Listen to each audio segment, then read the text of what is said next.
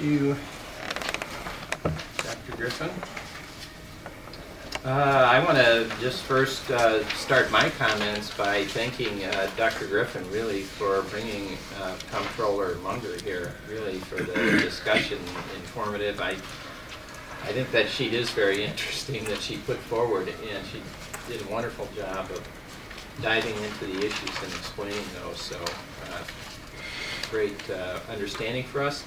I think the fact that we got to mention an issue we could work on with her staff around the Capitol, which is meaningful for us too, and we got our questions answered excellently. Yeah, when we get the answer to when our CDB money when it was appropriated, could you get that out to all of us? We'll make sure we do that. Yeah. Yeah, that's a good point. I think there's going to be some, the president's, there's going to be something pushed forward too on the whole capital issue, so the more we can find out, we'll see statewide. Isn't the capital funded? I mean, it is has a separate funding source. It's not part of the deficit, and it's the money's sitting there. It's just a matter of getting it appropriated. Right. And correct me if I'm wrong, but probably Nick might know the answer to this. They don't fund those entirely in one fiscal year, do they? I thought they came in pieces. Well, it has been a line item in each budget for the last 5 years. This came with Governor Quinn. Okay. Yeah, that's right. Right. Because I mean, it wouldn't have ever started without an appropriation. It's just been moved forward every year annually, the same exact amount that it was originally appropriated. Okay. So, and this year it was in the FY17 budget, so that's good news. Yeah. So it's still in the budget. Yes. Now we have to pass one.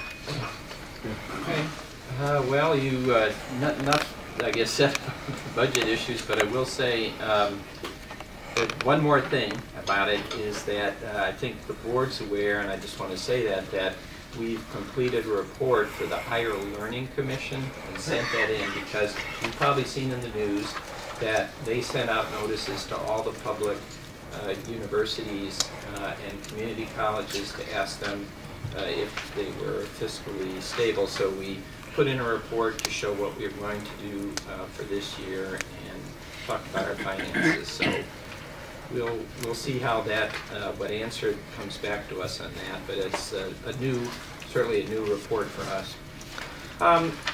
Let me turn to some good news, of course, which is CLC has received National Financial Reporting Award for the 14th time. The College of Lake County has received an award of Financial Reporting Achievement, the GFOA, Government Finance Officers Association. So really congratulations to the entire Finance Department, and particularly Andy Williams for his leadership and his hard work on that.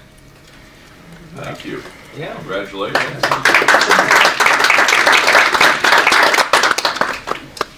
I want to mention a couple other positive notes. One is we just got received news in the last couple days that we're going to be an Alumina Foundation grant called The Right Signals, and it'll put us in a select group of community colleges across the country. It doesn't provide a lot of funding, but it's mostly about connecting to national resources so you can explore different ways to use credit and look at different ways to have industrial certified credentials and badges to add into your curriculum. I certainly want to thank Dr. Haney, but he'd be the first one to tell you that it was Nick Caliers and especially Allie O'Brien. Really, it was Allie who carried the work on this and got this in on a short deadline, really, and that allowed us. So I want to thank them. Wait, is there a dollar figure? Yeah, it's about $60,000, which, you know, in the scheme of things isn't so much as you get in with a group that's going to move along, and there'll be future Lumina funding to go forward with this. And it really looks at, it's really a cutting edge sort of innovation look on how you can do credentialing and explore it internally. Share information. Yeah, I think the technical expertise is in looking at best practices within the credentialing and badging.